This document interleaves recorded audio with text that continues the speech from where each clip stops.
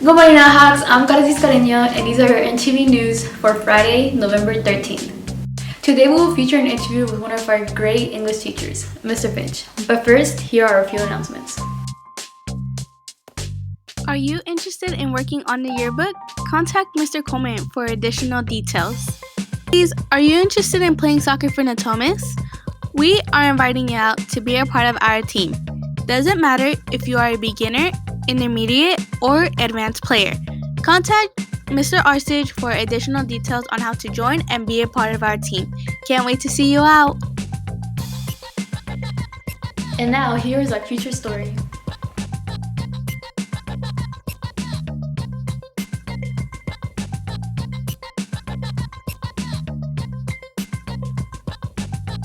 Finch, say hello, Mr. Finch. Hello! Nice to see you all. Night Hawks! How are you doing today, Mr. Finch? How's everything going? I'm great. You know, almost every day I have a moment with my classes where I just feel just a huge sense of love for the people. The heroic efforts I see from my students coming to class and overcoming, obviously, all the obstacles that we have in our country and in our city. In tragedy sometimes comes beauty, and I see that every day, and I'm honored to work with such fine people. That's really good to hear. I'm pretty sure what you just said will help a lot of students. Good. So we have some questions for you today.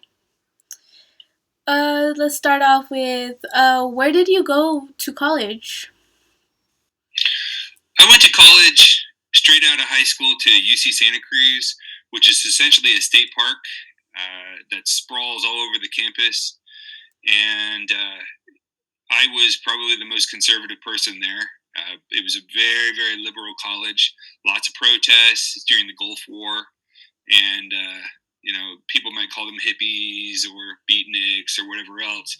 And I eventually kind of fit right in. I was an art major, so, I stayed in the art college with all the other misfits, Mm-hmm. What was your favorite memory about going to school, and what was something you could have done differently? I think that my favorite memory of going to school was when I published for the first time. I had a short story, and as a favor, I did several readings. It was called On Stupidity and the Making of the Smart Bomb. Sounds threatening, but nobody dies. Nobody was harmed in the making of that story. But I read it out loud, and I organized a couple of friends of mine to read some of the parts, and I was the narrator. And it went over really well. And then somebody approached me afterwards and asked me to publish it, and I was thrilled. Wow. Another question we have for you was, did you grow up wanting to become a teacher? Was that ever like an idea or a thought you had? Yeah, it's interesting because in elementary and middle school, it was always my second choice. My first choice in elementary school was to be a break dancer. I was in the international breaking crew, and we never left Napa, but we did bring our boombox on our shoulders down to the clock tower to do breakdance battles with other crews. Hip hop, you don't stop. And in middle school, I wanted to either play in the NBA or be an English teacher, which was interesting because, I wasn't super good at school until really the seventh grade. That's very interesting. You wanted to be an NBA basketball player. I've never heard that. No. Well, the thing is, I'm tall, so sometimes there are certain sets of expectations on people. And in Napa, high school sports are huge, and I just had very little interest in winning. I just enjoyed playing basketball, and there's a difference between liking the game and maybe even being decent at it and having a passion to win. I just don't care. I think winning is a construct. I think that we should be working towards everybody winning instead of personal victories more often than not. Yes. And as an English teacher now, do you enjoy it? What's your favorite thing about being an English teacher?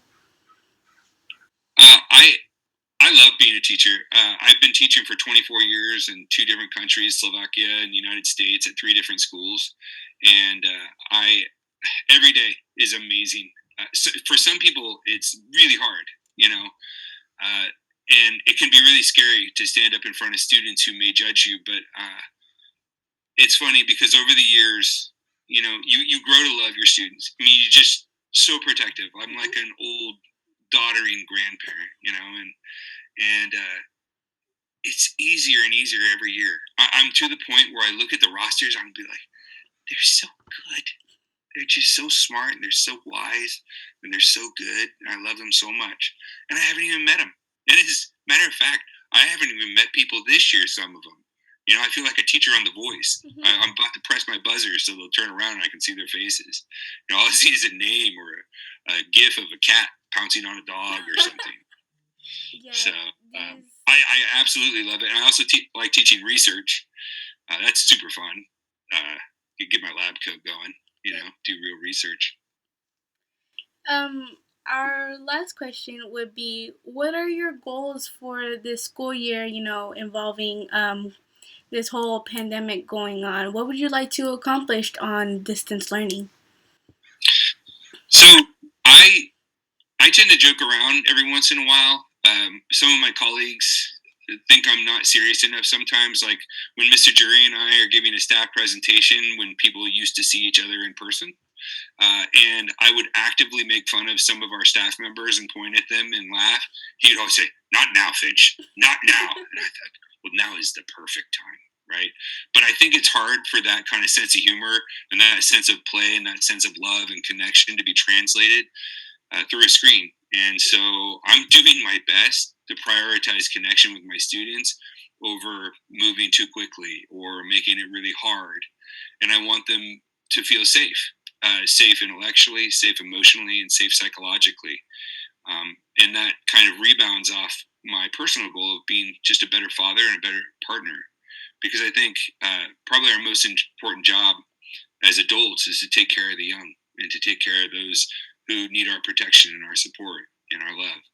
And I hope that everybody is stepping out of their own sense of self and our own suffering, our own depression, our own issues, and trying to help somebody else, because helping others helps ourselves.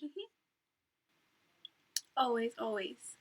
Yeah, I feel like during this whole pandemic going on this past year, like people just are finally coming within themselves and just finding out who our true selves are. And if they need any help, there's always resources around to get that help.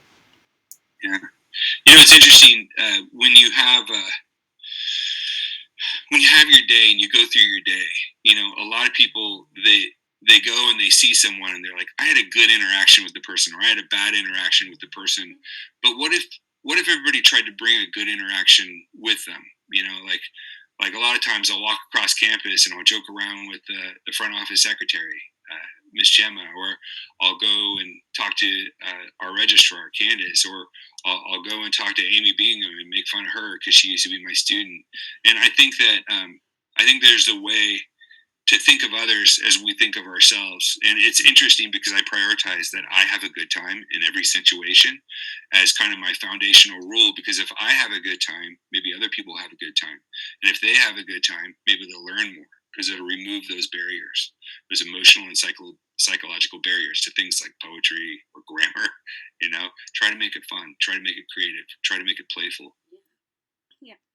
Well, thank you for your time today, and I'm pretty sure others would love to see you, get to know you more, even though we can't be with each other physically.